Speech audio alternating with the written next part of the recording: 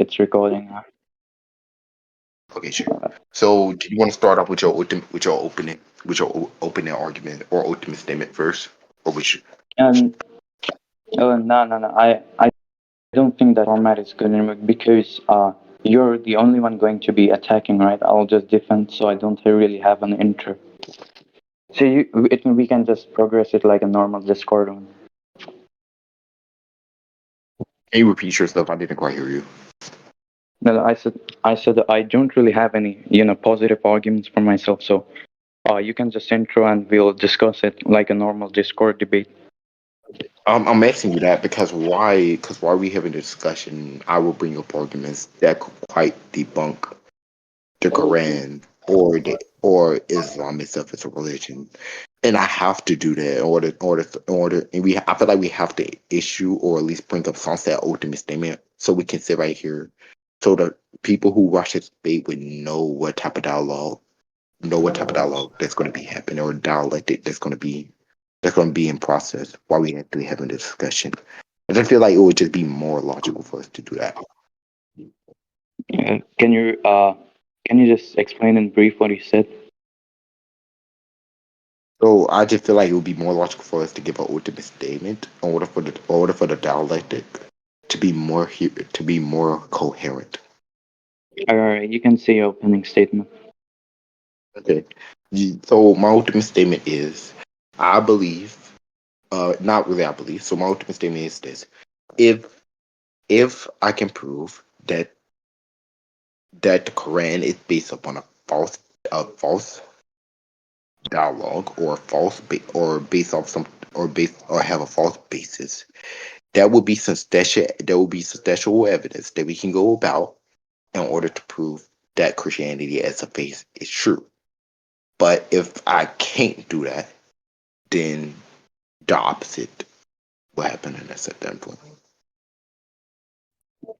All right, then. My opening statement is I'll just be defending uh, any sort of argument against. I won't really be approving or giving any positive arguments, and that's it. Sure.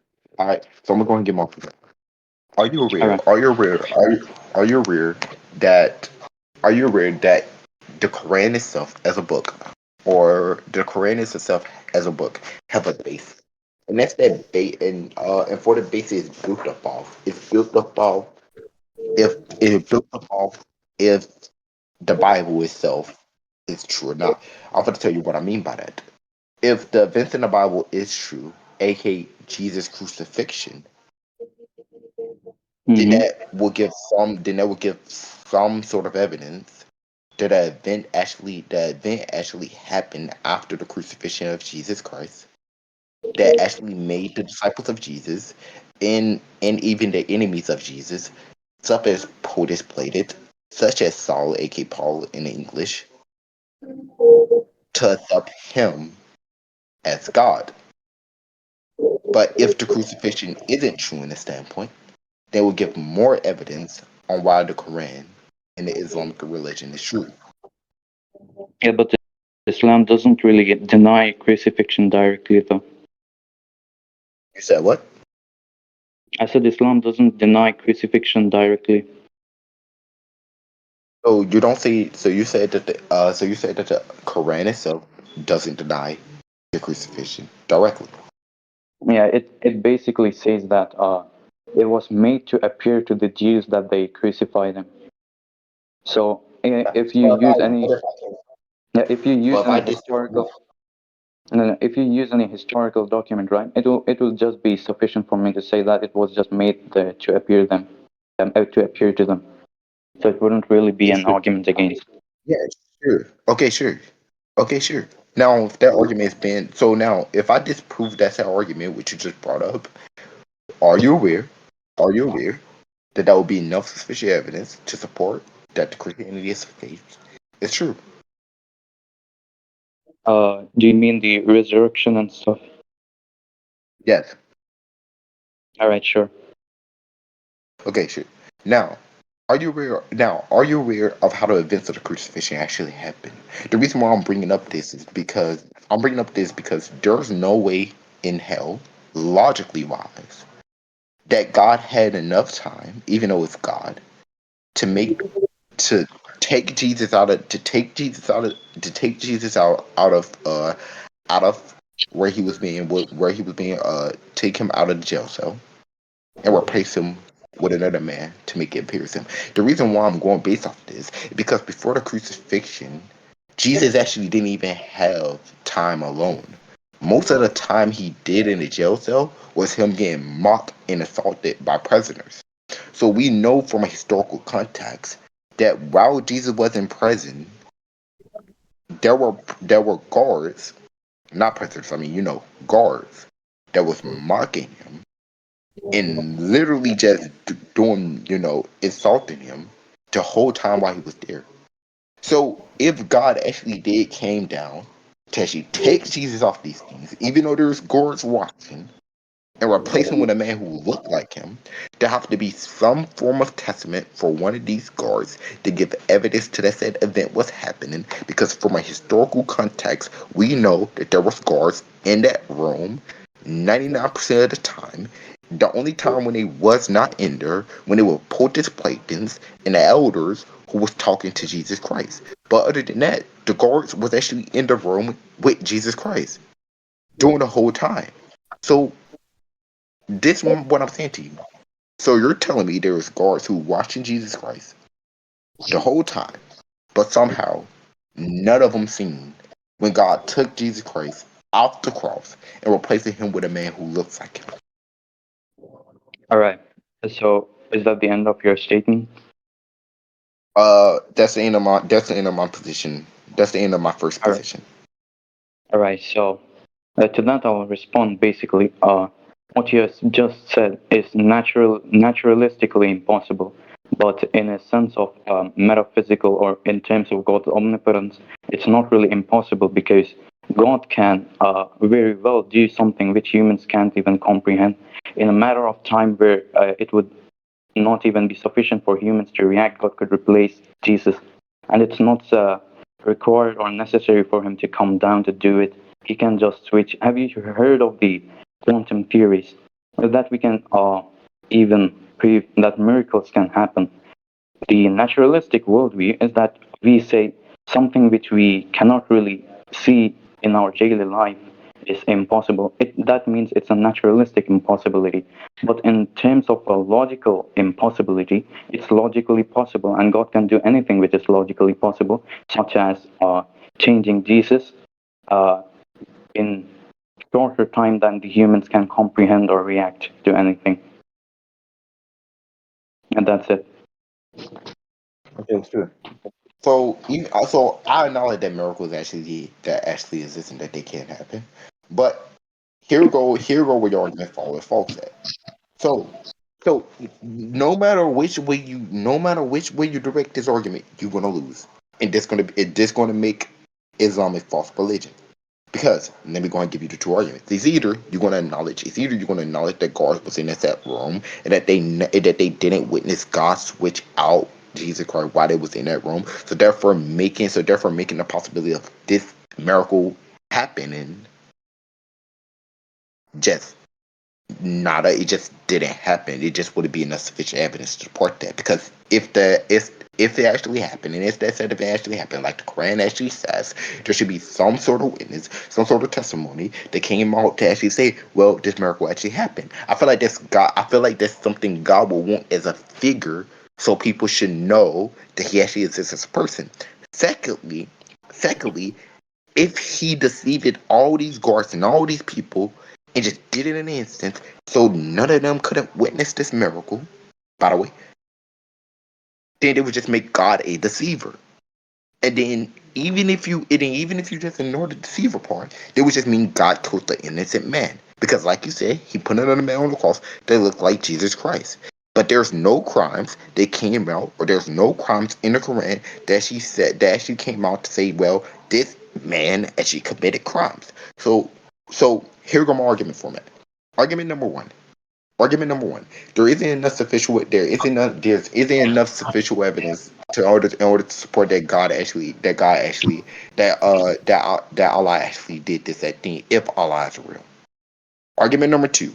If this said event actually happened, as we know, when miracles happen, there's some sort of people or there's some sort of witness of set people who actually witness these set miracles actually happen or to give us logical testimonies of these set miracles. 99% of the time, if not 100% of the time. But for this one miracle, there's no one in order to give us enough sufficient evidence to support this argument. Argument number two, if the miracle did happen, then you would sit right here, then you have to agree that Allah deceived the people. But here go where Allah is wrong. You, Allah sitting right here and saying the people have been leading astray and that they believe in something which isn't true. But you just right here agreed that Allah made it appear as Jesus actually died. So whose fault it is? Is it the people or is it Allah's? Is it Allah's fault that he made it appear that Jesus actually died? And then when Jesus appeared to these people, they went, damn, did I see him on the cross just died? Why is I'm seeing him now? I just seen him on a cross. There's a form of deception. And that's a deception that would just be Allah leading people up astray for what the true actually is, which would then make Allah a deceiver, which would then again just give enough evidence to support that Allah just isn't God. Argument number four. Argument number four. If if it's actually evidential that Allah did actually set people astray into believing something that isn't inherently true and lead these set people into believing something in order to believe something, except trying to guide these people to the truth, then you will acknowledge that Allah isn't a just God, that Allah isn't a logical God, and that Allah isn't a factual God. The reason why Allah isn't logical here, because I'm pretty sure you will agree with a person that one of the aspects of God or who God is as a being is truth, right? He's absolute truth. Okay. That's what the Quran Yeah. say. That what the Quran Mhm. say. Yeah. But if All God right. is absolute truth, but if God is absolute truth, then there should be no possible that then there should be no possible way that God should be out here deceiving people and leading people astray from his religion and believing who he actually is as a being, who actually is as a being on purpose. Because he didn't did it by mistake. He made it appear that Jesus died on purpose. So he purposefully, as a god, deceived people, which means that he can't, which means that he can no longer be absolute truth, and that's that context. So to sum this up, bro, no matter which way you go with this argument, it's either one that event actually never happened because there's no official evidence, there's no supportive evidence in order to prove this at theme, or two, Allah is a deceiver and that he leading a people astray from his religion on purpose and believing him as a being on purpose. So the dialogue of Jesus of Allah being absolute truth would no longer be truth within itself, therefore disproving who Allah is as a being, which means you're only left with two options. Either Allah is a human who is bound for error because that's an error that Allah made, or two, Allah is either Satan. So no matter which way you go with the set dialogue, it's either one that Allah is a false god, or two that historical event actually never happened, which will still lead to the conclusion that Allah is a false god since he's actually the one who revealed this that thing to the Prophet Muhammad. But that said thing didn't never happen in the first place, which means that he's lying to Muhammad. So no matter which way you go to, you would just draw the conclusion that he's a false god, bro. That's what I'm trying to explain to you. All right. So is that the end of your statement? Yeah. All right. So firstly, uh, I wouldn't say that by necessity there should be testimonies or witnesses for such a miracle because first of all, I said that the witnesses, uh, the miracle happened in such a way that there wouldn't be any witnesses. And in case of miracle, it's not one of the miracles which is as a sign for the people to believe in, but it's a miracle to save Jesus. So there, if the people saw Jesus going, then the miracle would lose its value because the miracle is that Jesus was raised to heaven to save him, to save Jesus from the people. So if our people saw it, then the miracle would be useless basically because the people would know it's not Jesus. Now, secondly, you said that if the miracle, Allah deceived people, right? Basically. that he deceived people into believing that Jesus was crucified, and thus he's responsible for the rise of Christianity, and therefore he's responsible for deceiving people into a new religion. To that, I will reply, no, not at all, because uh, what God did was raise up Jesus to heaven. What he didn't do is say that Jesus was a God. What he did not do was say that Jesus resurrected. That's just even if you look at Orientalist scholars who affirm the crucifixion of Jesus, none of them affirm the revival or the resurrection of Jesus. So it's not Allah's fault per se, because Allah did not tell anyone that Jesus was a God or he resurrected. Rather, it was just the people who made that headcanon and believed in it. God isn't responsible for what humans believe in after doing something which shouldn't make them believe in it. Because, of course, as a Christian, you would also agree that free will is there, and God isn't, wholly responsible for free will in an occasionalistic sense. Now, if you'd say that Allah, since Allah deceived people, He's not absolute truth, I wouldn't say that's it, because you can, Allah did not affirm a direct lie. He isn't have been quoted to directly say this is decent and take him. Rather, what he did was he took Jesus up to heaven and just uh, you know, transformed another person in like the appearance of Jesus.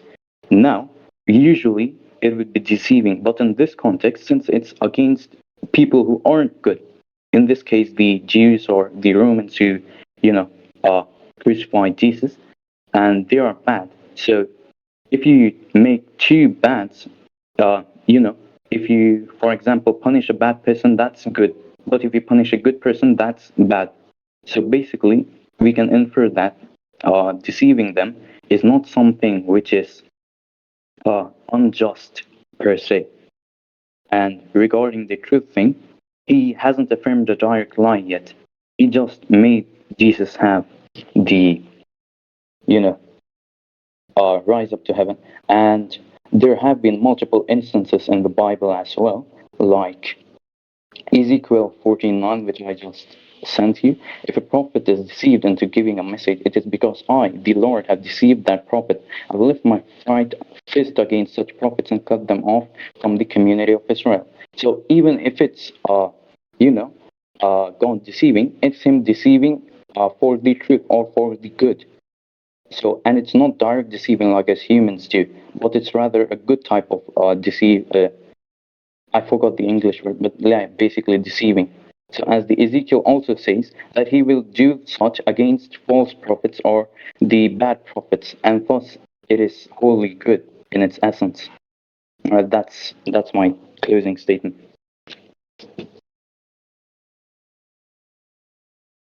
Okay. Now I'm gonna go ahead and debunk this with historical text. So first historical text on how we actually know what Jesus doing where she got crucified, not just the person who witnessed of him. Because Pontius Pilate, I'm pretty sure you know who Pontius Pilate is, who was the governor during that period of time, who was the one who actually brought Jesus out to the crowd, who didn't want to crucify Jesus, who also himself acknowledged Jesus was God, was the Son of God. Uh Him himself described the events on why it actually occurred, on why that that miracle just isn't a true miracle, bro. It have no evidence to support that the miracle actually happened. But the reason why I'm bringing up this because when we talk about miracles here, if I were to say Jesus is God and God came down and appeared to the people in human flesh, which is a miracle, every Muslim will ask me what evidence you have for that same miracle actually happened. But when it comes to the crucifixion of Jesus on Allah actually making it appear as Jesus died, even though it wasn't actually Jesus, y'all, when we ask y'all, can y'all actually prove that with any historical text or any historical actions or any historical events to prove that that miracle actually happened? You can't do it. It just don't have no evidence. And even if we say, well, Allah told this to Muhammad, you would then have to prove that Allah is actually a true God. which you also don't have no basis for because there's no evidence or miracle that actually stem from the said deity existing. You just don't have the actual evidence. But I'm going to bring evidence and facts to you, brother, in order to prove that Jesus was actually the one who was crucified. So let's go to Pontius Pilate. Pontius Pilate referred to Jesus, the Son of God. He actually told his centuries to keep this secret. So Pontius Pilate, who was the Roman government during that period of time, who was the person who actually brought Jesus out. By the way, who was the one put the issue door to get Jesus crucified. For people who don't know any context, Pontius Pilate didn't want it to crucify Jesus. It was actually the people who insisted on crucifying Jesus, not Pontius Pilate himself. Pontius Pilate posted the soldiers went to Pontius Pilate and he said to them, "Well, disciples can just take Jesus' body out the tomb and hide his body, right? So now you have an issue with you. So now here go where the issue actually come in. So we know via what Pontius Pilate ordered his men to do, which is build a statue, hide behind a statue in front of Jesus' tomb all night. So there is no way because they thought the disciple were going to take Jesus' body out the tomb. So the first day in the morning after Saba, the soldiers was going to be the first one to check the tomb. Now, you see where I'm going with this. So there are soldiers watching this tomb all day. And inside this tomb, via what you're trying to say, there was a man who looked like Jesus. So these soldiers watched this tomb. And literally from what the soldiers stated themselves from the historical document, they didn't see no one take that body out the tomb. So these soldiers who hated Jesus all came into agreement that on the next day after Sabbath, even though they see no one enter the tomb, Jesus' body or the body of this man who looked like Jesus mysteriously disappeared. And then Jesus appeared again. And when Jesus appeared again, according to multiple documents of disciples, according to multiple documents of even Jesus Christ himself, he himself literally, we can make this a historical matter if you want to do this. We can go to historical testament and historical tablet if you want to actually do this. Because when we go there, you just ain't gonna have any evidence to prove your financial at all. Him himself literally said, "Behold, I have risen." He said in those exact words, but that's where he put the draw the conclusion. This is proof that I am God. And then I believe he told his disciples to meet him in the mountains. Once they met him, he told all his disciples, the man who God raised up, the man who God mysteriously just what you say saved. The same God who God saved was now calling himself God and said he risen up again. So who do we believe now?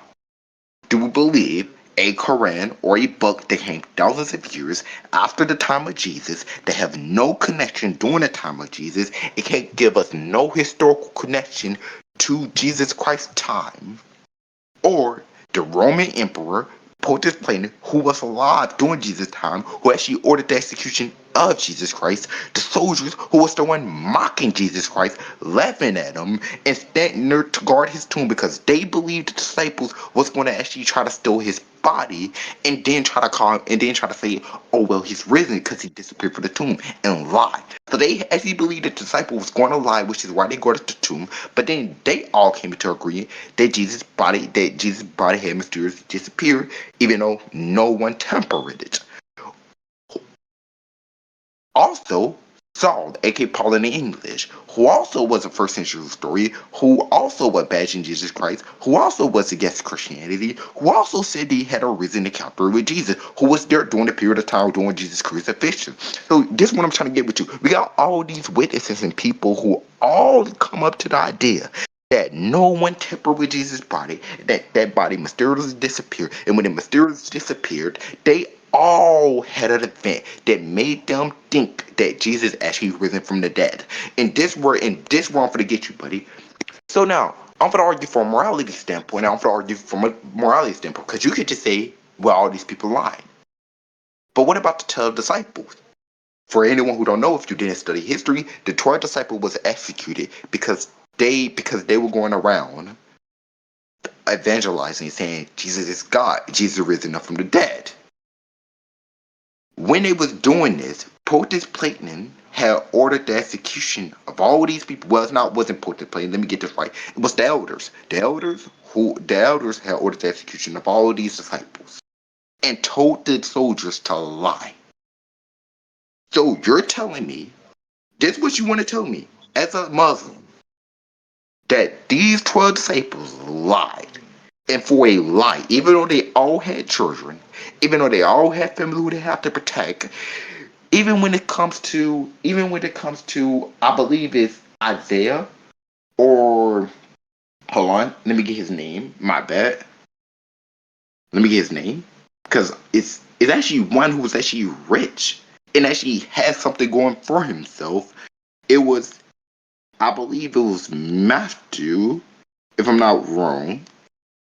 Yeah. I believe it was Matthew. Yeah.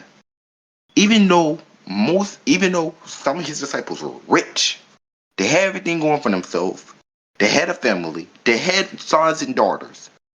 They all crucified. They all basically lied and got themselves killed. And when it was on the cross, they all still agreed that Jesus risen up from the dead. Even though when they all was for to be hanged, even though when they all for to be killed, they sit right here and shout out to the people that Jesus is God. This is what I'm trying to say with you, bro. That just isn't logical there. You ain't for to sit right here and tell me, or you're not for to sit right here and tell these people that these people just died for a lie. And during that period of time, Christians were actually being crucified. So they didn't got anything out of it. They didn't. So they didn't know that Christianity was going to be big. They didn't know that people were going to just start believing Jesus once they die. They didn't know that. They didn't know Christianity was going to become as big as it was today because it was one of the main things that was being condemned during that period of time. So basically, what you're trying to say is that they died for nothing. They died for a lie, which in their own view, they died for nothing. So what I'm trying to say here is from a morality point how human systems work. I don't believe a person is going to lie unless that lie is benefiting them.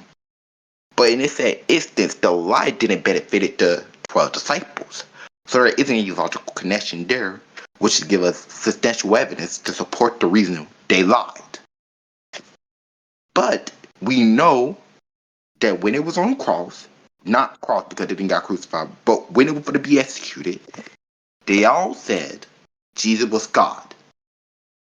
So on their deathbed, in front of millions of people who hated them, who was bashing them, who said y'all are Satan, who said y'all are demons, who said Jesus isn't God, who mocked them, they all sit right here, died in the worst ways as possible, by the way, literally said Jesus was God.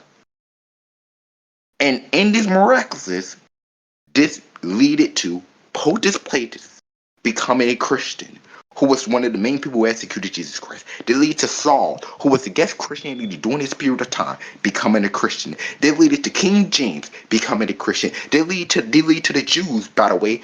They lead to the Jews, by the way, who just celebrate Sabbath, but they didn't change it to they didn't change it to Sunday because they believed that's the day that Jesus rose from the dead. They lead to them changing Sunday into Lord's Day to celebrate Jesus being God. So all these thousands of people miraculously became Christian on a so-called lie that your God did. Because none of this would have never happened if your God didn't lie to the people. If you want to say this miracle actually happened, and say he made Jesus look like he was being crucified. God know, and everyone know, and this is something you can't even argue against because this printed on tablets. This from the disciples themselves. This from the people who was there themselves.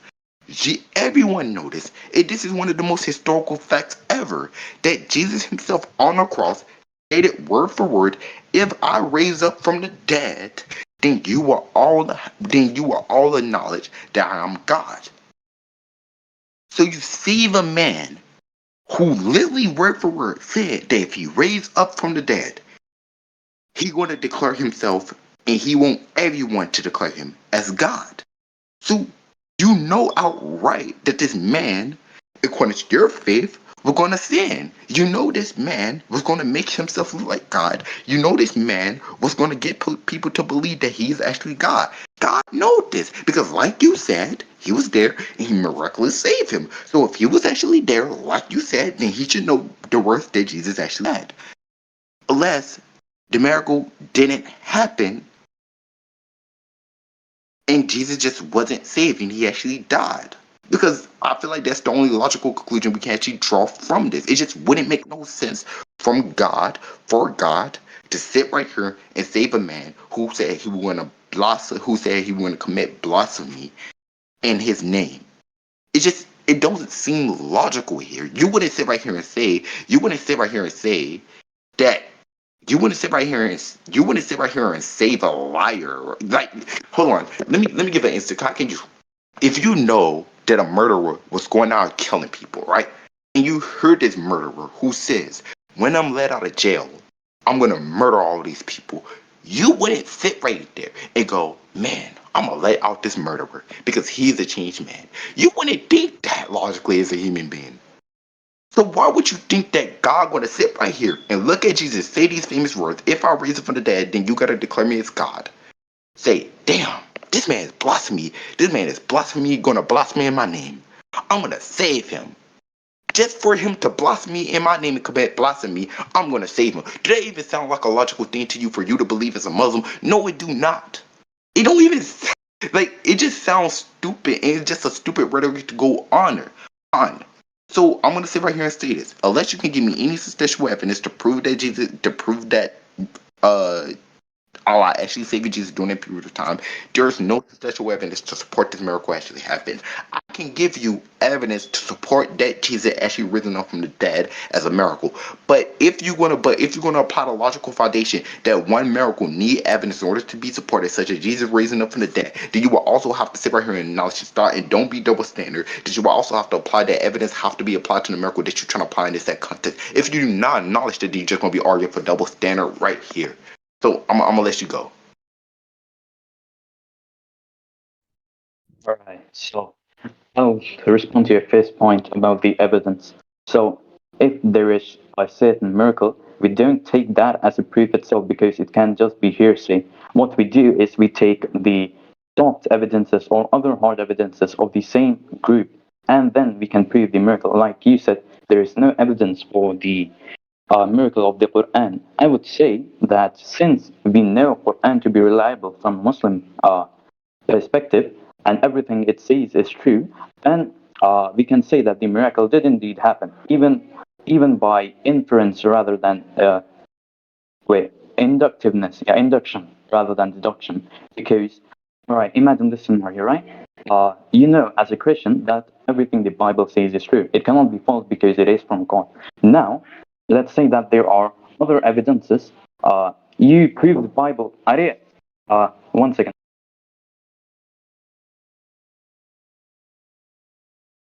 All right, so uh, you would use other evidences along with the miracle to prove that that miracle happened. Otherwise, it would just be hearsay. What I mean by that is you would use, like, you know, the scientific miracles or the other prophecies in the Bible to prove that that specific miracle is reliable. For example, the miracle of Noah's flood, right? There is no historical record for it. But you claim it. Why do you claim it if there is no historical proper record from that specific time period? Because the Bible that said so. And why do you follow the Bible? Because you have numerous other soft evidences around it. And therefore you can just induct or deduct, rather, depending on whether you believe religions can be proven deductively, that that miracle did happen or has had a highly likely chance of happening. Now, about your Platinus, Poetus Platinus, he said that Jesus said on the cross that Jesus, if he resurrected, Jesus said, "If I resurrected, then I'm the Son of God or whatever." But no, that he's recorded to have said that in Christian sources. But contemporary Jewish scholars, such as, give me a second, I'm remembering that name. Uh, Contemporary Jewish scholars, such as something, fuck, yeah, Flavius Josephus, right? He was a contemporary Jewish scholar, a historian, who did not record Plotinus to say such words. So, the only where Plotinus is said to have recorded to have said such words is in Christian sources, which you know is just inherently biased because you're not using the other contemporary sources we have and only using the Christian ones. So you're presupposing Christianity.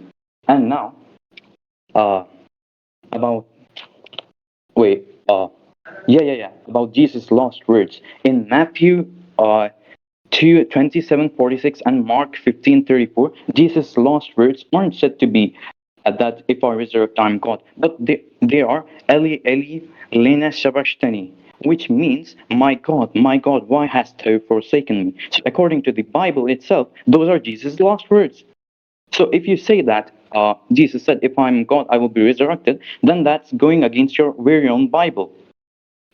Now, about Jesus' body vanishing, I've just established that Joseph Lassifus does not record Plotinus saying that, or anyone rather.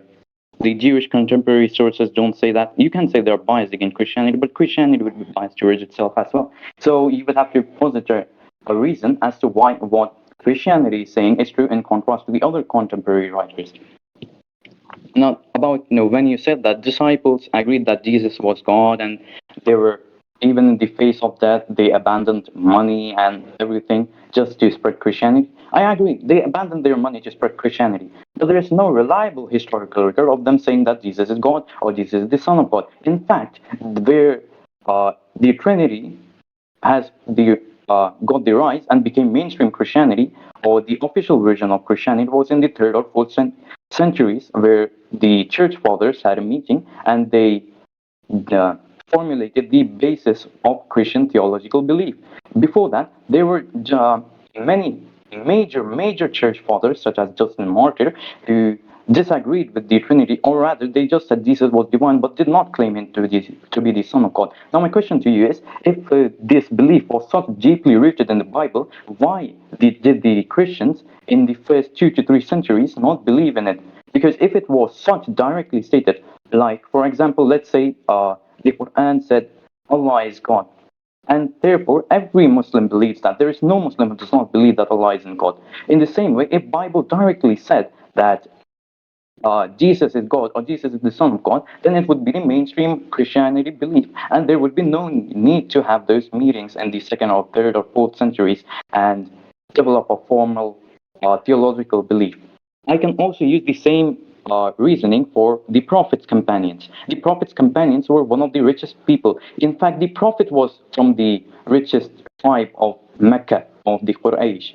The Quraysh was the richest tribe, but he abandoned all his inheritance, all his money, even his companions.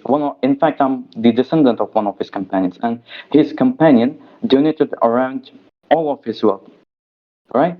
It donated almost everything he had. And the caliphs, the Muslim caliphs, almost all of them were assassinated. So if they had such money and if they had such power, why did they face these assassins, or why did they stay firm in front of these, even if they were at the risk of death, like in the wars against Persia or Babylon? Why did they face them if this religion was just false? Why would they do that? Why would they abandon their money? I can use the same reasoning, but I don't think it's a reliable reasoning because as humans, we are fallible and we can believe something is the truth, and die for it, but that thing can still be false. And as I just said, the companions or the disciples of Jesus haven't been reliably recorded to have said such things that Jesus is God or the Son of God. And the sources you're using, by the way, aren't like multiple sources. It's a few sources listing many people. So if one person says that 10,000 people said something, then that isn't a source for 10,000 people. Rather, it's a source that one person is saying that 10,000 people said it. So it's not as reliable as 10,000 people saying it, because it's the claim of one person, right? If I say 20,000 people said X, then that doesn't mean that X is said by 20,000 people. It means that I am claiming that X is said by 20,000 people. And as extraordinary claims require extraordinary proof, you would have to prove that every single one of them said it. And as it's just one person referencing that, then if you refute one person, then you can refute all of the 20,000 people, because all of the 20,000 witnesses or testimonies were based on that one person's testimony. Now, you said, why would God save Jesus if he was blaspheming? And now I've already countered it, saying that his last words were not, I'm God, or I'm the Son of God if I get resurrected, but they were, my God, why hast thou forsaken me? It's in almost every New Testament. I think I gave the reference for Matthew 27:46 and Mark 15:34. That's my closing statement. Okay. All right. So I'm gonna go ahead. All right. So there's a lot of things to unpack here. So one of the first thing I'm gonna unpack here is that you say that I believe in, but you want me you brought up example of the number four, saying we believe in the number four simply because the Bible said. I would like that you actually got our religion wrong right there. You just argue from us some shit. Our religion actually isn't built upon the Bible. The Bible then came into many years later. That was already Christian, who actually existed before the period of time of the Bible. So no, we don't believe that just because the Bible said it. Actually, one of the reasons why I actually believe that the Noah flood actually happened, by the way, and this just gonna disprove your Quran even more, is because there actually archaeological evidence that support that the ark was actually built. And if the ark was actually built, that gives sufficient evidence that the flood actually happened. That's the reason why I believe in Noah's flood. Not simply because the Bible said, but simply because there's external evidence that proves that what the Bible says is actually true. Unlike the Quran here, and for you to sit right here and just say, well, as Muslim, we acknowledge that the Quran is true. Here's what I'm going to say to that. That is an eternal argument. I don't believe in eternal arguments here. Since I'm questioning the Quran itself, you have to bring external evidence that supports that the Quran is actually true in order to argue based off internal evidence. So external evidence would be historical evidence, or evidence for some set people that actually acknowledge. He said that historical events that the Quran is actually elaborating on actually happened. Argument number two, yeah, his very last word was that God, my God, why why why are your people, why are these people forsaking me? Or no, my God, why have you forsaken me? But some of his last words.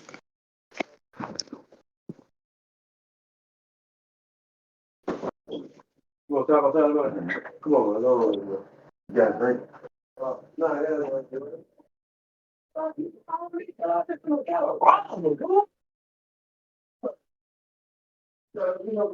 All right.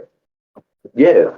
So again, like I say, it's just you again arguing for another premise where you assume the stance of a Christian, but then you don't actually know what you're talking about. Take argument number two. Okay, so sure, let's go ahead and go to argument number two. Yes, you can say, yeah, that was his very last word.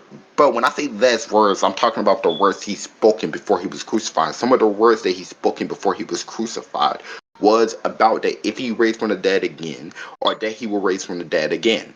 And in that, he's elaborated that y'all will have to acknowledge that I'm God. And that happened before he was crucified, because that happened during the time where he was in jail. And that happened during the time where he was in jail, or I believe that happened when he appeared to the people. So again, like I said, I'm just going to give this argument. Unless you can give us any sufficient evidence that actually prove that Allah is God, that Allah actually existed, there will be no sufficient evidence or no historical evidence. There will be no supernatural evidence that actually support that Allah as a deity actually exists and is God. But there is evidence that support that Jesus actually exists, that Jesus actually did, and that Jesus actually is God. And then also, you also brought up that, well, there's just one person saying 10,000 of people actually said it. No, when I'm saying that these people actually said Jesus was God, I'm quoting from their own historical testimonies. If you should know yourself, because you consider yourself a theist, one of the issues you should know, since you consider yourself a theist, most of the testimony given about most of the people who actually acknowledged Jesus was God the moment he rose from the dead made their own testimonies. They they literally wrote on letters. They literally wrote on notes about Jesus being God. That's how we know that Saul became a Christian. That's how we know that Saul actually believed that Jesus was God. That's how we know that Saul wrote notes to the 12 disciples and actually learned more about Christianity as a faith because we got the notes that he wrote. We got the historical evidence to actually support that said argument. Here go, understand what I'm gonna say. Here go the argument here. Notice how every time I'm quoting something, or every time I quote a source, or every time I appear to something, or every time I try to give a statement, I always I always quote from a historical source, and I always bring up some from archaeological evidence. You have not yet did any of those things. We never ever heard a historical claim from someone for you. We never ever seen no historical source that you yourself utter out your mouth. We never ever heard you made a statement about any historical evidence. I mean, if you want to talk about faith being reliable here, one of the most important things that faith should have is historical evidence. Or else, what are you building your faith on? You're building your faith on believing in a book that has no set of evidence or support that book as a whole. But you yourself, again, just want to assume that I'm a Christian because I believe in the Bible, which is it's a common Islamic argument here. But no, I don't believe in the Bible because I'm a Christian. I believe in the Bible because there are actually archaeological evidence that actually support the Bible being true. There are actually evidence to support the Bible being one of the most factual historical books ever. But there isn't none that support the Quran, by the way. No, I don't believe Jesus is God simply because I'm a Christian. I believe Jesus is God because there are multiple testimonies that actually point to Jesus being God. But you can't give me none for the first century of one person. Go ahead, give me one quote from a person who lived during the 14th, who lived during the first century, who said all the events that I just named didn't happen. You can't give me one because everyone who recorded a testimony of Jesus risen up from the grave and Jesus being God all came into agreement. But you can't give me none. They came into disagreement because it just don't exist. So you have no foundation for your arguments whatsoever. All you just merely arguing on your faith. That's all you have going into this argument. You have no historical evidence. You have no evidence to project that. You have no basis to build your arguments on, except of just a belief. And then and here go where I'm just start calling fallacy. Everyone should know if you actually debate. That would just be an argument from belief, my guy. You can say you believe whatever you want to believe. You're entitled to have your own belief. But if you want to sit right here and just give an argument, say, well, I believe it is as a Muslim, it just wouldn't be sufficient for us in order to believe that the same thing as actually true. Why should we believe in it? Why should we acknowledge the face of truth based on what you believe, or why should we acknowledge the face of truth based on what other people believe in? But they can't answer. But when I ask them a question such as where I asked you, can you give me any historical evidence that actually credit to your source and actually agree with you? You can't give me none because you haven't quoted not one source yet. But I'm gonna continue quoting other sources. I quoted Pontius Pilate. I quoted Saul. I'll quote David. I quote Jacob. How much more do you want to go? Do you want to start? Do you want to start quoting? Do you want to start quoting people who? Do you want to start quoting people who gave miracles and that miracles actually fulfilled in the New Testament by Jesus Christ? Wait, it just came from prophets who actually existed before the time of Jesus Christ. Do you want to start quoting people who didn't live at the time of Jesus Christ, who all acknowledge that there going to be a man who's going to come? There'll be a man who's going to come, and he will be God in the flesh, and his name, and he would be the Messiah of my man, and he would be the Messiah of that man. And that miracle is actually pointed to Jesus Christ being that thing, how the events actually went on. Who else do you want to quote? Do you want to actually start? So stop making this debate about what you actually believe in your faith, and start making a debate about a stronger evidence or to prove that our faith is true. Because if you want to keep giving arguments about, well, I believe this, or well, the Quran says this, then I'm just going to sit right here and dismiss all them arguments. I'm just going to sit right here and dismiss all them arguments simply by just using the burden of proof fallacy, because there just wouldn't be enough evidence in order to support why the Quran is true, because I'm questioning the Quran in the first place. Now, now, going on to my argument number three, and this one for the start, bringing more evidence in order to support my argument. I gave you evidence that supported that the Nova Ark was actually built because they actually found the location where the Nova's Ark was actually built, and I gave you archaeological evidence. I gave you a photo in order to support that, by the way, by the way, this discovery was made by scientists, not by Christians, just to let you know that. The source that I got it from was from a scientific source, not from a religious standpoint source. So this thing was discovered by people who don't even believe in religion, just to let you know. But Here we go back again. Do you know that? Do you know that multiple? Do you know that? Let me go. Let me go ahead and get to this because you also said, well, one person, well, no Jewish scholar actually recorded. I'm not Jewish. I'm a Christian, by the way. I don't believe in the Jewish religion at all. The carry Jewish religion. I'm a Christian. So stop. So stop comparing. So I'm just gonna say this right now. Stop using Jewish scholar in order to debunk my religion because multiple Jewish scholars believe in what they believe in, and all Jewish scholars don't record. All Jewish scholars don't record when I'm going to. But if you actually want a scholar who actually record what potent Plato actually said, you actually want the historical evidence on what potent Plato actually said. According according according to the Maccabean Gospel of Many, a third century text, a third century text, by the way, again, so this text was made during the time of Pontius Pilatus. So the person who actually made this thing was there during the time of Pontius Pilatus. So the person who actually recorded this that textbook, actually making this gospel, actually telling us these notes, was there to witness this. Him himself said in the text that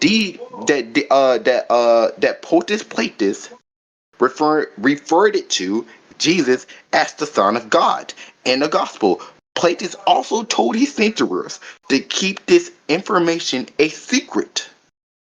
Again, like I said, everyone know that Pontius was only under the persecution of Jesus claiming to be God. But again, after events that happened, after the day of Sabbath, on that Sunday, when Jesus had rose up from the dead, when the guards had came to Pontius and said that Jesus actually disappeared or that he actually risen. And he told them, by the way, and the guards and Pontius Pilatus told the guard to go get the disciples. So Pontius Pilatus was very excited when he got the information that Jesus might have actually rose from the dead. Yes, so yes, he actually did become Christian. He actually always thought that Jesus was God. Him himself, when he executed Jesus, yes, you should know that you want to call yourself a historian, that you want to call yourself atheist, you should actually learn some historical evidence. Pontius Pilate himself also said, "The blood of this man is not on my hand."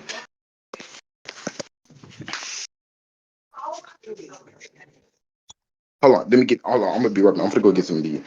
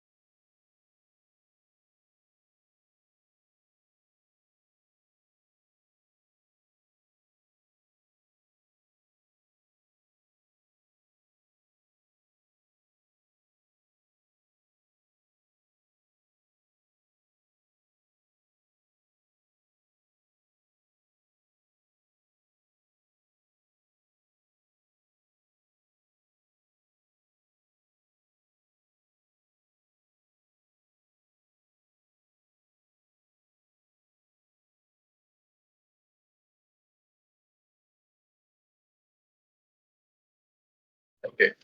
Okay, I'm back. But yeah, on for the but yeah. So my closing statement would be this. So my closing statement would be this, bro. I feel like doing this discussion, you haven't brought us no sufficient evidence in order to prove that, or to prove that that the crucifixion actually didn't happen. And I even brought first century historians. I brought people who was actually there during the period of time of Jesus Christ, and I brought other witnesses in order to give us actually evidence of this happening. You didn't try to sit right here and lord the miracles by saying, well, you only believe this because the Bible said, which I disprove by showing you that I actually believe in this set thing because there's archaeological evidence in order to back these set things up. Again, just because you believe something according to your book, it doesn't mean that I do it. I choose my faith based on evidence that I base my faith off evidence that actually reveal it to me, not base my faith on believing in religion just because I can't believe that God come in the flesh. But here go my question to you during my closing statement. So you believe that God can change that can save Jesus Christ in an instance and no one can witness. You believe, I mean, you believe that God, you believe that God can do things that might seem illogical. So why can't y'all believe that God can make a aspect? Right? So why can't y'all believe God? So why can't y'all believe God can? So why can y'all believe God can do the impossible, like appearing to us in human flesh? Here go the error within your faith. Y'all believe that God can do the impossible, but you don't believe that God can do the impossible. You only believe that God can do the impossible when it's in agreement with your faith. But when it comes to that thing that He can do that is impossible that don't agree with your faith, you say, well, God can't do that. So, if you actually acknowledge that God is God and that God can actually do the impossible things, then you have to acknowledge that God can come down to us in human flesh and reveal Himself to us by limiting Himself. I believe that God's a person who can do the impossible, can limit Himself. I believe that God's a person who can do the impossible, can make a right that heavier than Him, according to God's paradox. I believe that God's a person can do things that might to us don't inherently seem logical. So when I say that Jesus is God, I'm saying that yes, God can limit Himself and take up on a human nature to Himself because it's God.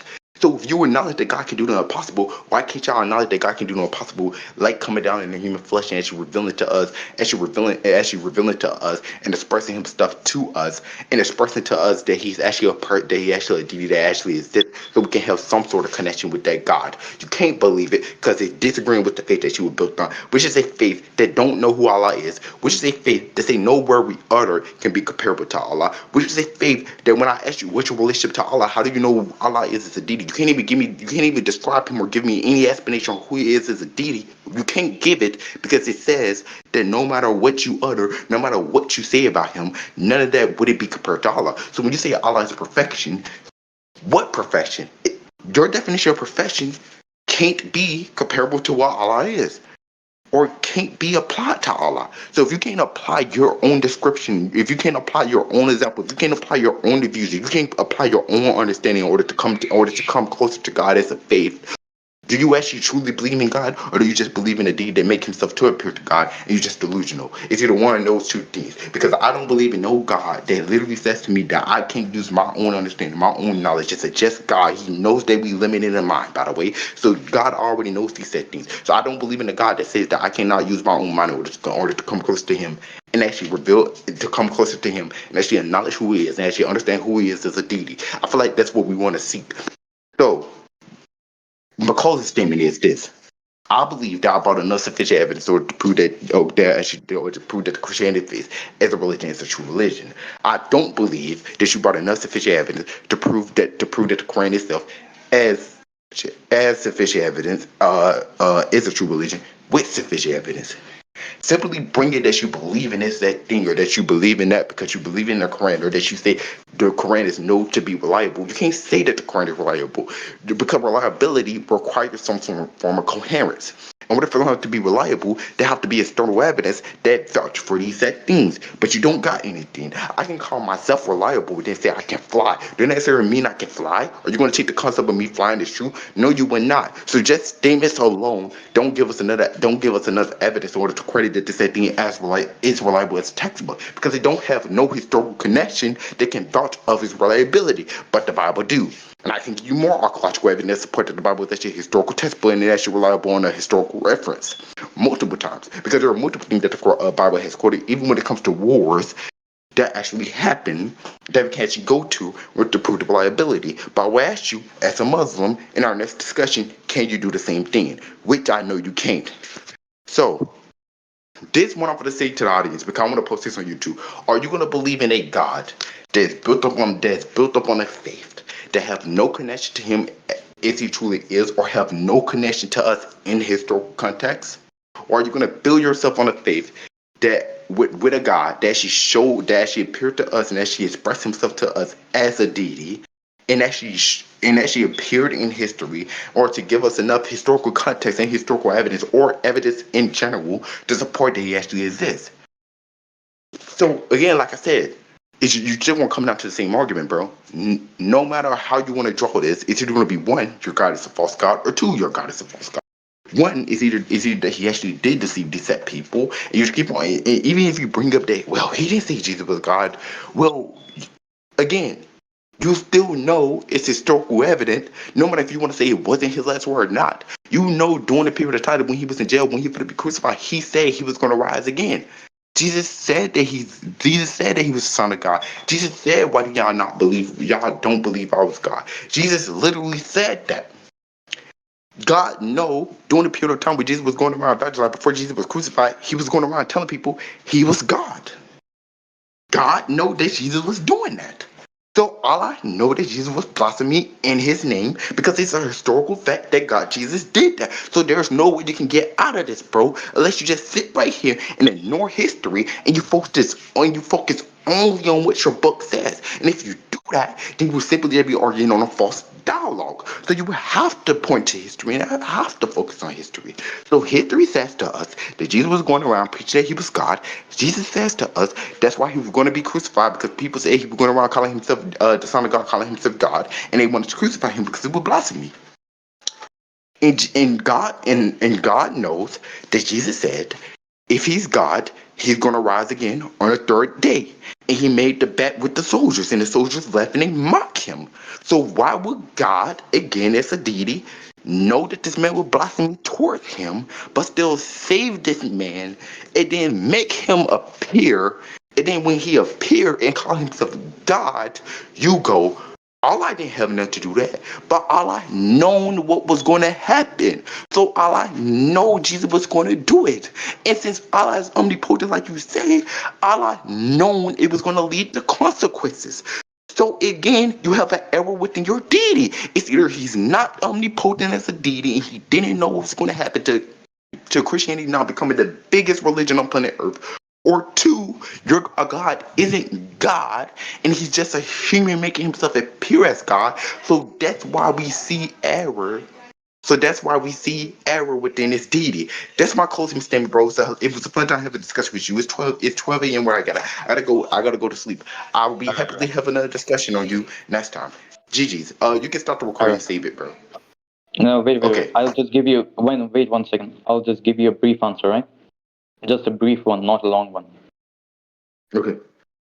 All right. So when I said that, you believe in, yeah, the evidence for Noah's Ark you quoted, right? Uh, the same professor who did this, whose name is Kaya or something, he said this much evidence isn't reliable enough to say that Noah's Ark was here. The same person who did that research, by the way, the same picture you showed, in fact, he was the researcher or professor who did that research.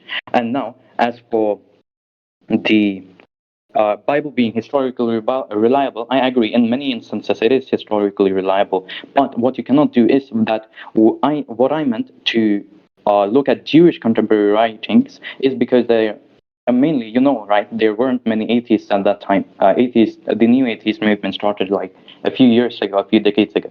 Anyway, the only main religion back then were the Jews, or the other pagan religions maybe, and the pagans weren't as educated enough.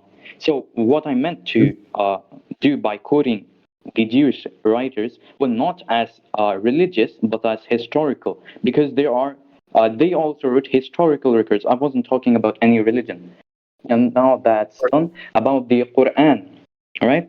The Quran has said many historical things which are known later. For example, it quotes a poem after the death of Pharaoh, it says, neither the sky wept nor the earth wept for them, which is a poetry which was later discovered in Egypt after archaeological findings.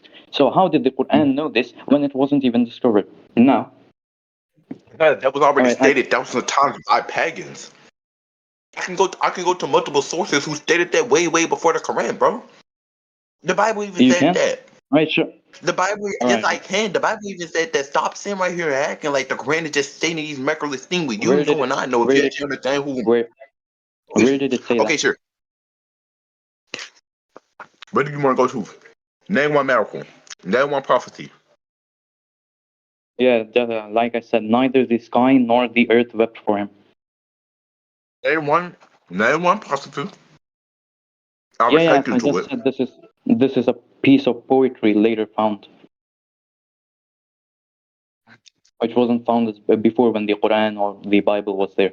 It was found later, a few, when It humans was became found. It advanced was enough. still stated. It was still a historical fact by other people.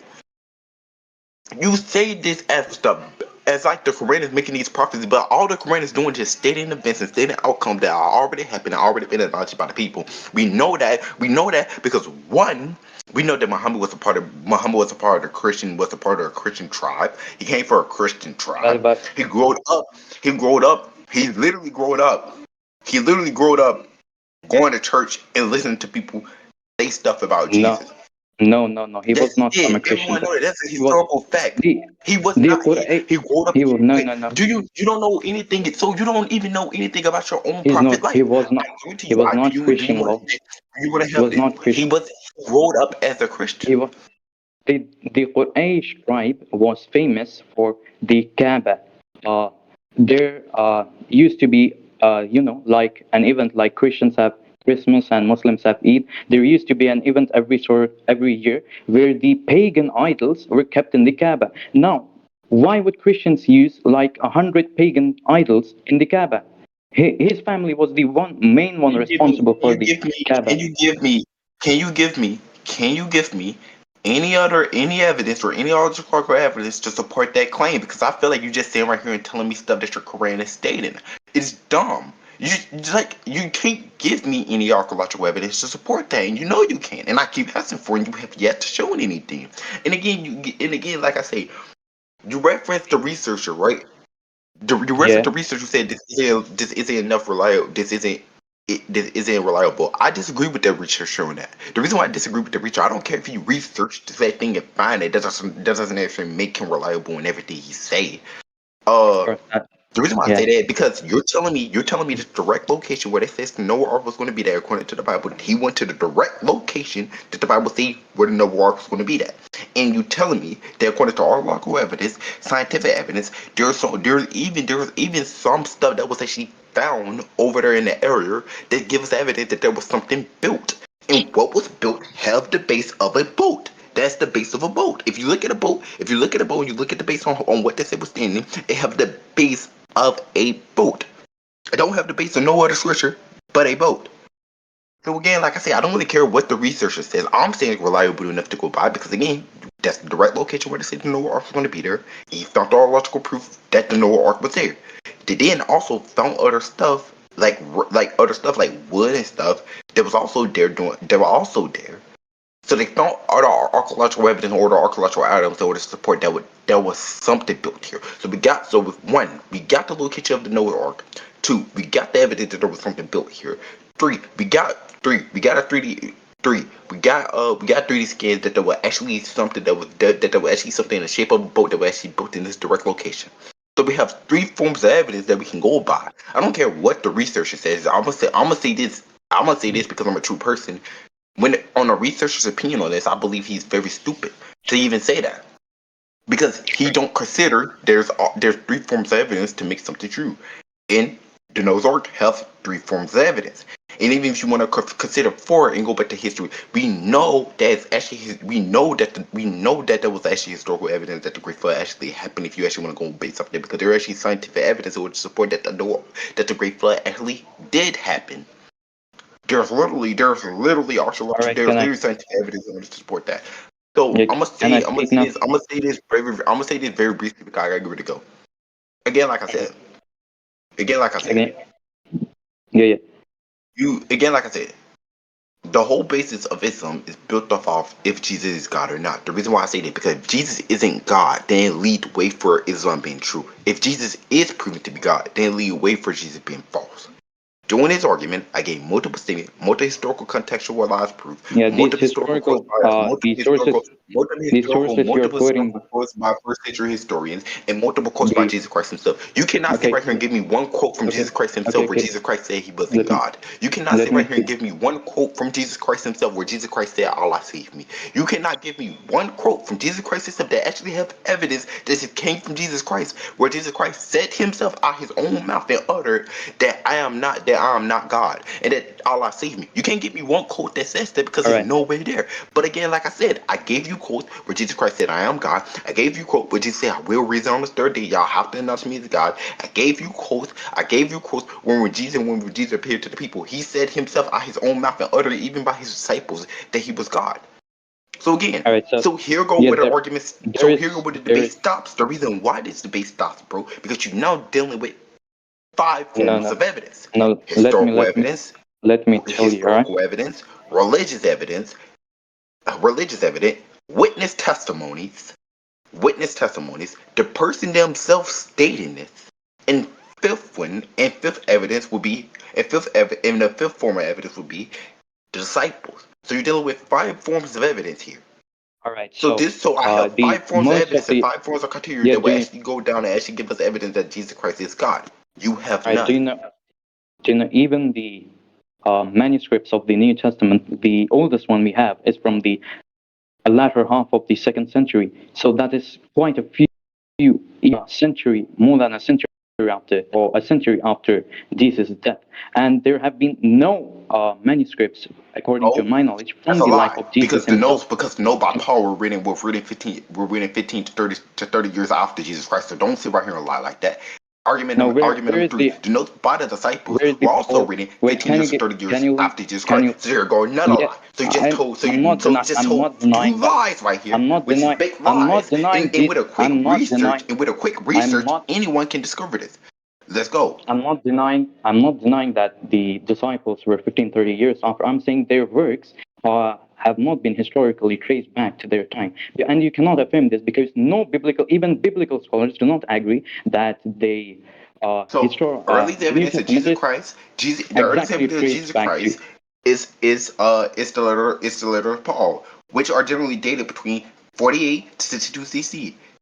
Paul was a contemporary of Jesus, and his letter provided detailed online outline of Jesus' life. The letters were written within 25 years of Jesus' death at the latest. So these happened less than 25 years after Jesus' death. And his letters were written by a man, again, who was there during the time of Jesus. So you just lied. All right. So the writings you're quoting, do they explicitly state that Jesus was God or the Son of God? Because even the New Testament in Jesus never Paul, says yes, in Paul letters, while he's being yes. crucified, Jesus never explicitly states that he Yes, would in be Paul's own resurrected. letters, Paul himself, we talking about from Paul's accounts. Paul is speaking, and so Paul is the main character of his letters. He's saying in his own accounts, he witnessed this man got crucified, and he witnessed this man got raised again. The reason why Paul actually became a Christian, according to what Paul actually said, he became a Christian because he seen the risen Jesus. He said he seen this man got One, crucified. He said that everyone knows, even Paul. Paul himself said that he heard this man say out his own mouth, thou will rise on the third day. And if I do, you have to acknowledge thou was God. So when Jesus Christ had appeared to Paul, Paul himself had became a Christian on that day, which is why he was writing letters to the 12 disciples of Jesus, because he was trying to understand, get more understanding about what it actually means to become a Christian. So yes, in Paul's own letters in detail, he give us evidence of who Jesus was a person and about Jesus' life in his own letters. What do you think? What do you think the evidence of where do you think the evidence of the risen Jesus came from? It came all right. one of the main ones. It came one of the main evidences came from was from Paul letters because he called Jesus the reason Jesus said Jesus appeared to me. Who do you think is one of the main witnesses when it comes to That Jesus is when it one. comes to That is Jesus one rising from the dead? It's record. Paul. Then that is one historical That's one of the record. main What people we about the use multiple other because he's one records of the main people who actually taught to in that. history? And if it was explicitly such stated and Paul was such as reliable, why did again it take over hundreds of years for Christianity to develop its theology? It take 100 years for Christianity to develop its ideology. What are you talking about? That's another lie. Not that. Yeah, yeah, yeah. All right. So you're saying that in the third century or the fourth, there wasn't a meeting by the church fathers where they discussed theology and developed a streamlined Christianity. They did Christianity. discuss theology, but the main thing they discussed it, the main thing they discussed it, bro, the main thing they discussed it, they came up with multiple things. They the ones who came up with the theory of the Yeah, Big one of the Bang. major ones was the When the church Trinity. father was having a discussion, they were Why having a why discussion did the about early church scientific fathers things. just What are as you talking about? why They did the wasn't early having a church discussion about the development. They fathers wasn't such having as a Justin? discussion about how religion would be developed as a thing because the religion has already been developed prior to that. So again, this is another lie. Anyone No, who actually if the studies science religion was know developed what the prior to church that, father was talking about. And if you want to why did talk about fathers their such as meaning, we Justin can go into what they actually talk about in their meaning because you're supposed to sit right here and tell another why did lie. why did fathers such as Justin Martin not believe in the Trinity, which the latter from the fourth after the fourth or third century started to believe in? Now, as I discussion is going way too long, Can you so show we me? can Can you end it show me? here. Can you show me the church father don't believe in that? All right, give me a Can you second. give it to me? Okay, sure. Yeah, yeah, give me a second.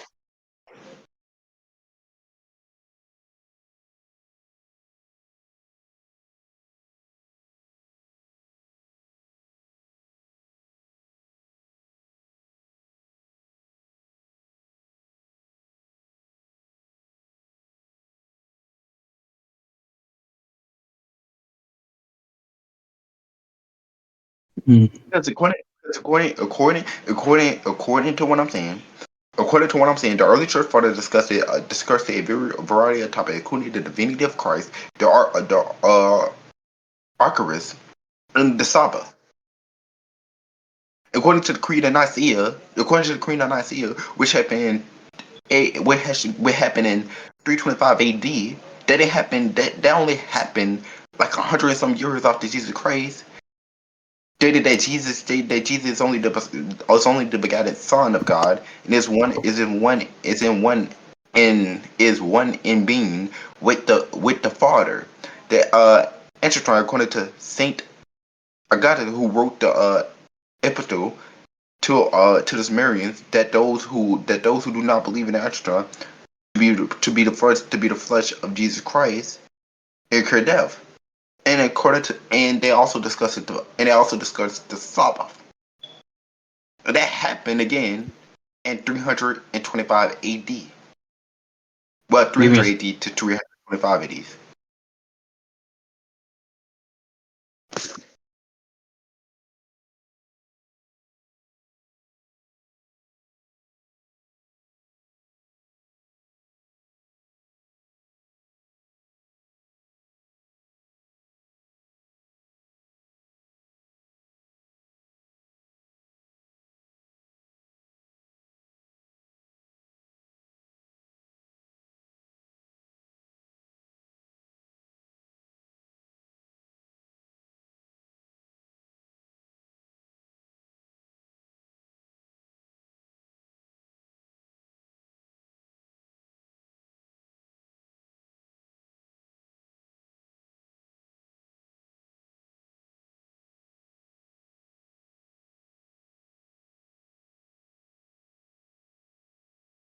All right, I'm back. So the Nicene Creed, school you're saying developed in the fourth century by Constantine.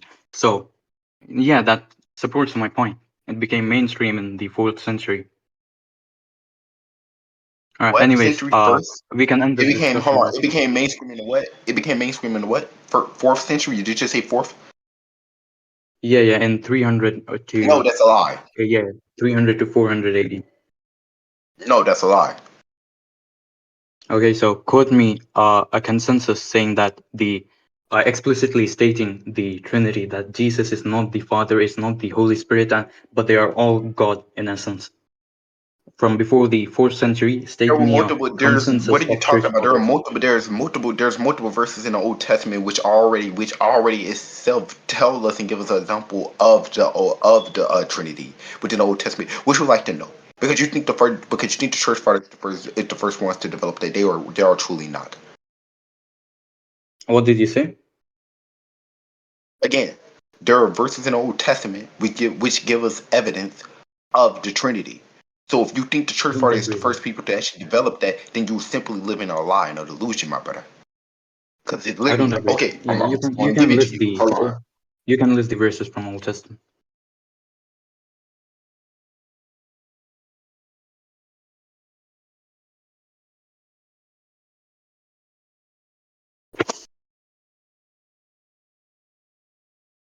Okay, sure. The doctrine of the Trinity is not explicitly stated in the Old Testament, but there's multiple hints and multiple evidence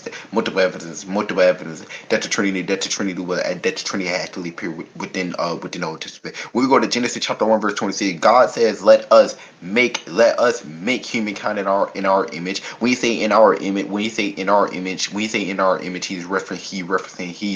the Trinity in that standpoint. According to our likeness, the phrase is "let us" is using as in the Bible refer to God speaking in plural. So even in Genesis, God Himself has spoken plural, which also acknowledged there's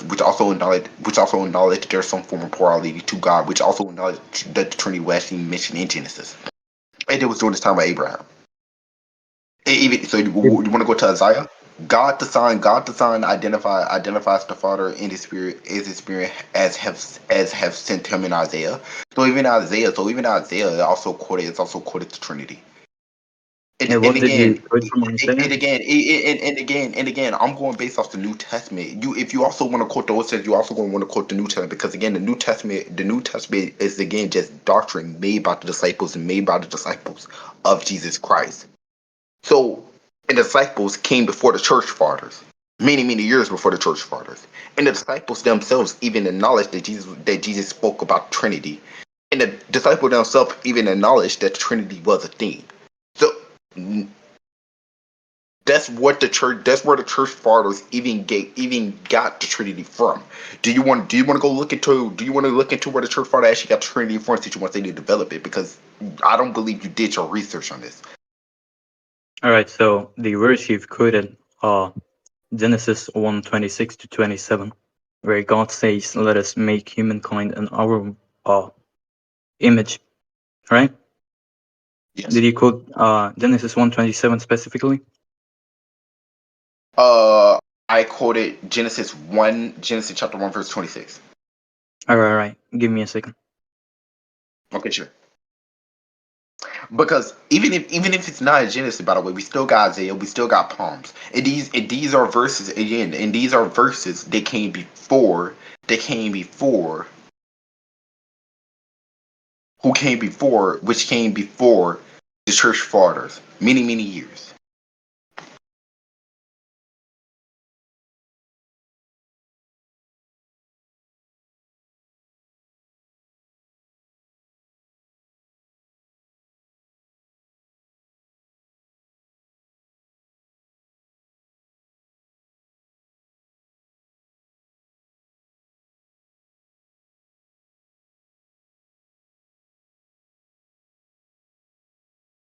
Yeah, yeah. In you quoted Genesis, right? In Genesis chapter 1, verse when is Genesis 26. from again? Genesis. Genesis chapter 1, verse 26 is from When the is Old it Testament. dated to? No, no. When is it dated to specifically? When did Genesis dated? Yeah. Let me go get I that I real just quick. said it's from the 5th century BC. So anyway, back then, Yeah, so that was before Jewish Christ. writings, So that was Jewish before writings Christ. were influenced a lot by the polytheists, or the Israelites were influenced majorly by the polytheistic interpretations, and therefore they wrote in terms of the polytheistic The Israelites, religions. They they they The Israelites didn't even exist. accord, The according to the Israelites didn't even commentaries, right? exist. Hold on, because you're making an error. The Yeah. Israelites didn't even exist between during that period of time. It was only the Yeah, Canaanites. It wasn't whatever, the Israelites. whoever were back at the time. I'm not saying They Israelites was not. They was specifically. not. I'm, No, they were not. No, they were not. Because there are multiple instances. There are multiple instances that where God did not even apply parable to Himself, and there's multiple instances where God actually applied. There are multiple instances where God actually applied parable to Himself. So it mentioned multiple times. So even if you say they were are you actually, so familiar even with the trying to make, concept so of even if trying to make royal this an pronoun? argument, so even just trying to make this an argument, can you give us any evidence of that? Because I just think you just stated that for your belief in order to get away from You this can argument. just search literally any biblical scholar, any ancient Can you biblical, show or me? even Can you the show me? Can you show me yeah, yeah, where it says the of course you Canaanites? can show. Where it says the Canaanites, Adam and Eve, them are the Canaanites, by the way. What influence black plural means?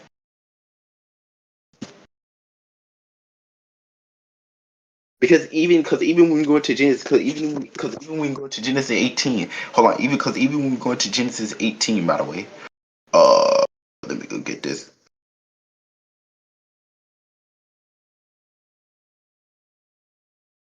Even somewhere in Jesus 18, which is where Adam and Eve says three men had appeared to them, and these three men was explained to be Yahweh Himself. So it said Yahweh appeared in three. So it said Yahweh appeared in three in a plural mean. So it said Yahweh appeared in. So it said Yahweh appeared as a Trinity, which again also acknowledged the Trinity.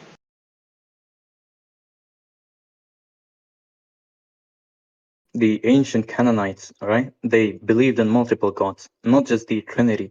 Well, they didn't even mention the Okay, Trinity. That's yeah, not where because there were multiple tribes. Because there were multiple tribes of the Canaanites, they're polytheists. No, they but did we not believe in specifically your talking version about, of Trinity. but we specifically talking about Adam and Eve tribe. By the way, if you don't even know, Adam, aka Abraham, leading his own I tribe. know. I'm talking I about believe your he was. I old. believe he was I'm the not 12 talking about tribe. that one. I'm talking about something else. I'm saying the Canaanites, right? They weren't Adam like and Eve the were Trinity Canaanites. or the strictly Jewish people. I don't care They were about that. They were. I'm only talking about Abraham tribe. He was a Canaanite and he had his own tribe.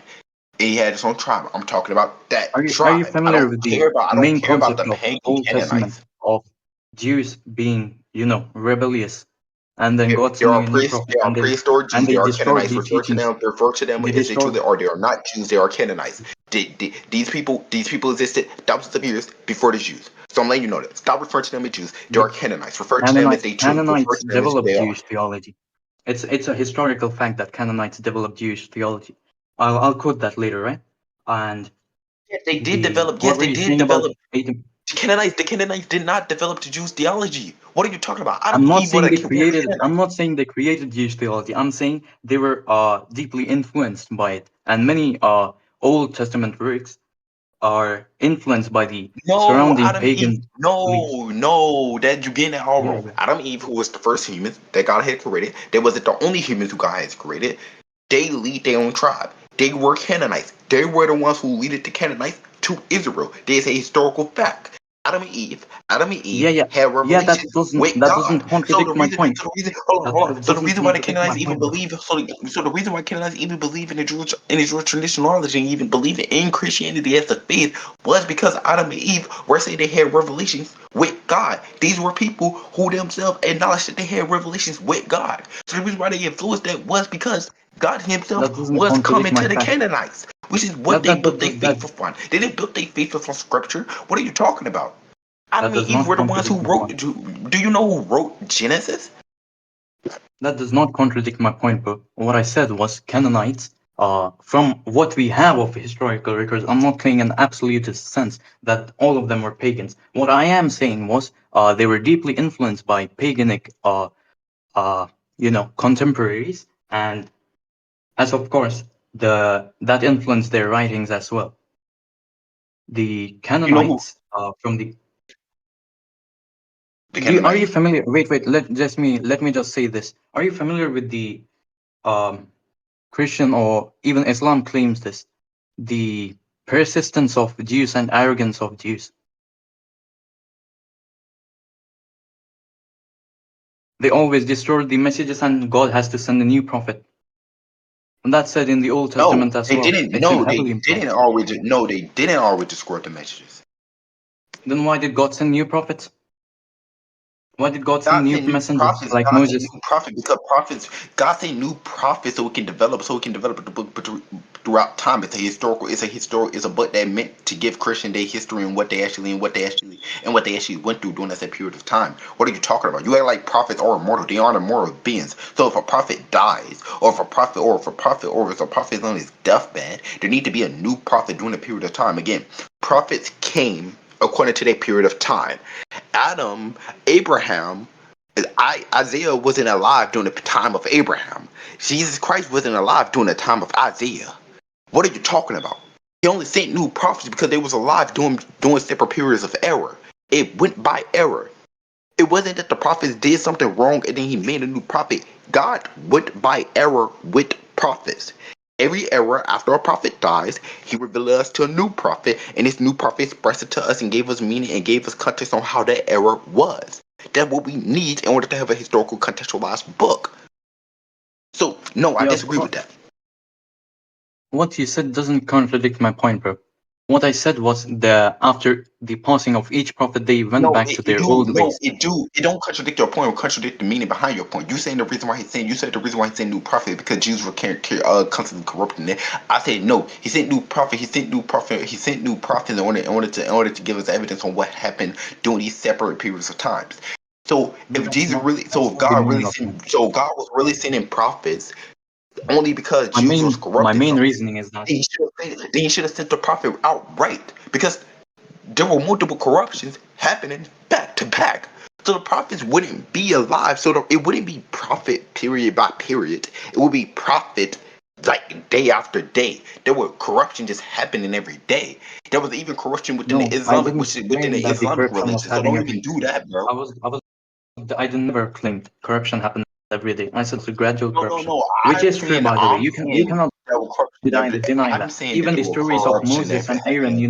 you know what happened. You know what happened from the stories of Moses and Aaron Yes, Jews. about Yeah, the there were Jews Israelites who was worshipping the corrupt golden calf. people.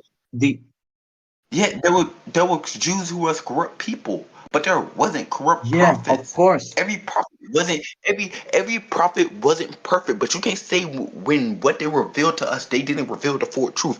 If they actually reveal something corrupt, then these said things shouldn't even be used within your faith of my faith because you're trying to make that argument, but multiple of the prophet books and testimonies are literally in your fucking own book. In your own book literally quote these things. So Testimonies if of you're what? trying to get into your argument, then your whole book is quoting false prophets who were corrupt. I'm not saying they're false prophets. Oh my God, I'm saying their followers were corrupt, which you cannot disprove. The Old Testament attests to this. They The followers New Testament attests to this. The Quran attests to this. every follower was not corrupt. I'm If the not. argument that you treat, I'm saying the okay, followers are. so you I acknowledge did that not every say follower was all not followers corrupt. are corrupt. So I'm so saying again, in so then general just they were disprove your corrupting the argument. message, You did which just is disprove the your argument. predominant. God didn't send new prophets. God didn't send new prophets because of corruption. He sent new prophets in order to give us the meaning of different eras. Second of all, yes, there were corrupt people that was related to these prophets. There was corrupt people in these prophet tribes. I Well, then acknowledge you that. agree with I my point. believe Muhammad himself was corrupt, and you cannot argue that he wasn't corrupt because Allah himself, in your own Quran, and even in your own Hadith, condemned Muhammad. So your own God, Allah, if you Condemn Muhammad acknowledge for what? that Muhammad What did was you condemn corrupt, Muhammad for? it doesn't make Muhammad a false prophet. It doesn't make Muhammad a false prophet. It's just simply he did some shit that was against Allah, and you can't say he did nothing because he had sex with a 9-year-old girl, which was clearly against Allah for Allah to condemn him for it. He beheaded thousands That's of not people, which were clearly against the Allah for condemnation. I Allah don't. to condemn him for. So you cannot say he wasn't corrupt because your own God literally condemned him. And I will go to your own Quran and pull What up the did you verse condemn where him Allah for? Himself condemned him, and watch you will still sit right here and disagree with it. So What did you don't go condemn him there. for? So don't go there. So I agree with you. What did you condemn There him were for? corrupt prophets. I agree with you. There were corrupt people related to prophets. I agree with that. But that wasn't the main reason why God was constantly sending prophets. Even If if that was the that main isn't the reason, then he main should have been reason, sent then a prophet my after point Muhammad. I'm gonna still be honest stands. with you. If My point Muhammad still truly is stands, a even prophet, he if should that's have not the been main sent a reason. prophet after Muhammad. My point still stands, even if it wasn't the main reason. because I didn't say it was the main Not, reason. it's I not. said It's not a reason. No, no. Your point don't stand because you said it was the main reason, but now you're acknowledging that it's not the main reason. So that means your whole point literally was disproven because you argued that it was the main no. reason to That's even just fucking taking my begin with. words. You said, That's do you taking my words do too you you literally. said do you accept that one of the Even main if it's a reasons why God was supporting keeping reason, sending the prophets main because there meaning was behind my corruption? point still stands. That was your whole argument. So if you just agree that was not the main reason why God was doing it, then your whole argument is disproven automatically. No, my main You just conclusion, the agreed. conclusion of my argument is that the prophets made corrections to the religion.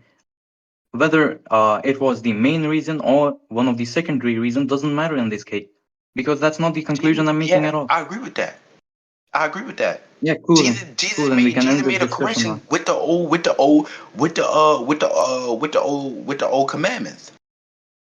But it doesn't make the commandments false. The reason why the commandment was the way they was simply because during that period of time, Jews and people was barbarian. So the commandment that was placed in placement there during the old times, during the time of Moses was there because they were barbaric people. During the time of Jesus Christ, these people have changed, which is why Jesus came and replaced it these old commandments in the first place because they were false, because they wasn't false commandments, simply because they wasn't fit for the era of what Jesus Christ was in, which is why Jesus Christ made a new commandment. You would Yeah, I don't the disagree with that. commandment I you agree wouldn't with say that that the as well. commandment So in Moses' era would be useful in our era. No, because we ain't barbarians. They was barbarians. They did a lot of shit, a lot of bullshit. God had to keep them in check, which is why he made more hostile. Which is why he did more hostile shit. God is a person who gonna change with errors. The more hostile you is in your error, that's the form of God you're gonna get. Which is the reason why during the time of Moses or during the time of yeah, Noah, then yeah, that he aligns with my point. committed the flood We can end the because they were discussion now. doing It's taking bullshit. They too had long. sex with demons. They were barbarian people. So God had to take a hostile action in order to stop this, which is why he chose the flood and restart the whole thing. During Moses' era, these people were hostile, which is why God need to put in some stuff like if you rape woman, then you will be killed. God had to do things like that because these people wasn't going to stop if he was going to be easy on them. The reason why God changed his stuff to us now, introduced new prophets to us now to give us less hostile stuff is because we changed. We have evolved. We isn't barbarian. Everyone on planet Earth, even you, will acknowledge that raping a child is morally bad. Even when it comes to rapists themselves, even though they'll still do it, they acknowledge that it's still a morally bad thing. But they said people be locked up because they isn't doing it as barbarian. I'm not saying they doing good, but they isn't doing it as barbarian as the people was doing it back in the day. They was raping and killing people while they were raping them. They had sex with fucking demons. Like you can't say these set things as comparable. So he just sent new prophets because again, humans evolve with history. You can't keep an old prophet because that old prophet will be how he was during this period of time. If Moses was alive right now, Moses wouldn't be able to live in our society because his society back then was totally different. Wolves was totally different. They was more hostile. So like you can't take a prophet from any modern era and place them in Moses' time.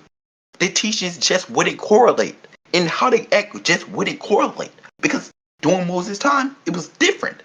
So again, like I said, I don't believe there was no reason why God sent new prophets except because he had to send prophets according to error. That prophet had to fit the error where that had to fit the error that the scripture was in during that period of time.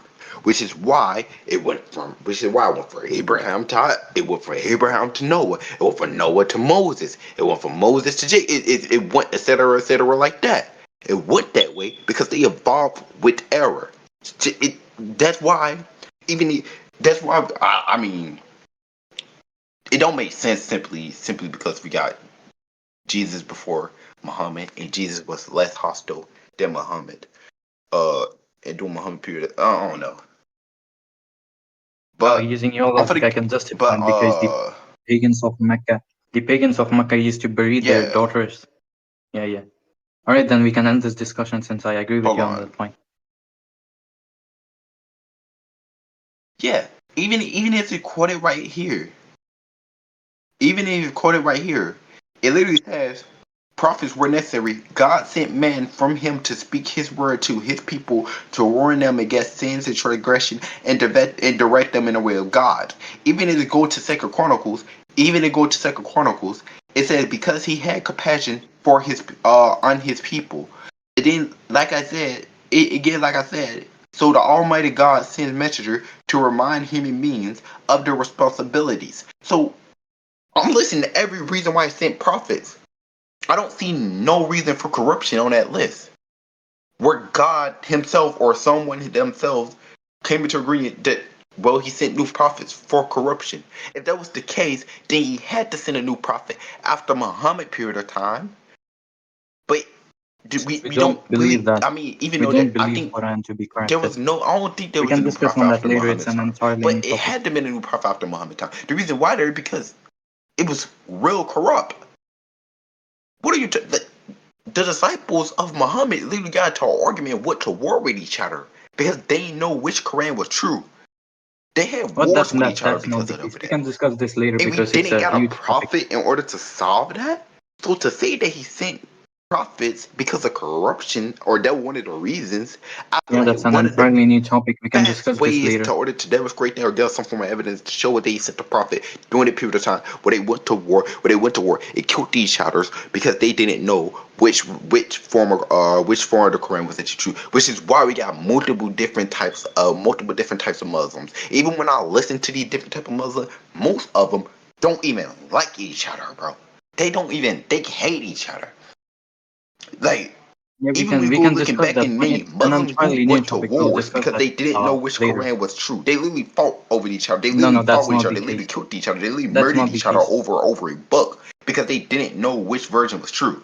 That's not the case, bro. We can discuss that Because later, as I'm saying. because disciples, and I'm not going to blame it on Muhammad. I'm not blaming it on Muhammad or Allah. I'm simply just blaming it on disciples because how I mean they called themselves true disciples of Muhammad, but they didn't know which version was true, and then they just We went to can war. discuss And then that after later, that, as it I'm saying, bro. continued. That's way too huge of a topic to discuss again. It would take like 3 to 4 hours.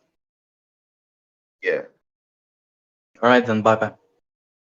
All right. Good See ya. night. Good night, bro. Save the recording. All right.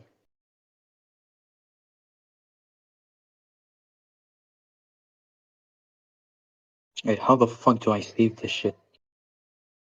Uh, fuck. Do you know How how to did do you this start it? recording? How did you start it? I just press join. Let me see. Slash save.